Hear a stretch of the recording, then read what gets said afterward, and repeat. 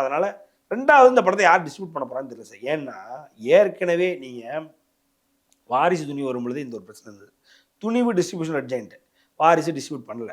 வாரிசை பிச்சு வேறு வழி இல்லாமல் ஏரியா வச்சு கொடுக்க வேண்டிய சூழ்நிலையாகி கடைசியில் ஓப்பனிங் ஷோ எல்லாமே துணிவு தான் கிடச்சிது. இங்கே மொதல் ஷோ ரோஹினியில் ஓடின மொதல் ஷோவும் துணிவு தான். ஸோ அப்படின்ற அளவுக்கு ஆகிடுச்சு. இன்றைக்கி பராசக்தி இவங்க ப்ரமோட் பண்ண போகிறாங்கன்றதுனால நல்லா புரிஞ்சுக்கோங்க. 9ஆம் தேதி யார் படம் வருது? விஜய் படம் வருது. 14ஆம் தேதி பராசக்தி வருது. 14ஆம் தேதி விஜய் படத்தை தொடச்சி எடுத்துருவாங்களோன்ற ஒரு பயம் இருக்குது. நீங்கள் நான் சொல்கிறது நல்லா ஓடினாலே, அப்படி நல்லா ஓடலைன்னா பீஸ்ட் மாதிரி ஆயிடுச்சுன்னா, நீங்கள் பீஸ்ட்டுக்கு ஒரு நான் அன்றைக்கி பேசுகிறேன் நினைக்கிறேன் உங்கள்கிட்ட. எனக்கு தெரியும் இந்தியாவிலேயே முதல்ல ஒரு தமிழ் படம், அதுவும் ஒரு நல்ல உச்சமாக இருக்குன்னு அவரே கிளைம் பண்ணிக்கிற ஒரு நடிகருடைய படம் வந்து கர்நாடக படத்துக்கு, கன்னட படத்துக்கு சீட்டை பூரா கொடுத்துட்டு, ஸ்க்ரீனை பூரா கொடுத்துட்டு வெளியில் போச்சான்னா இந்திய வரலாற்றிலே கிடையாது சார். முதல்ல பண்ணது பீஸ்ட். KGF 2 கிட்டத்தட்ட 200 ஸ்க்ரீனுக்கு மேலே இழந்துட்டு வெளில போனாங்க. இது நடந்தது.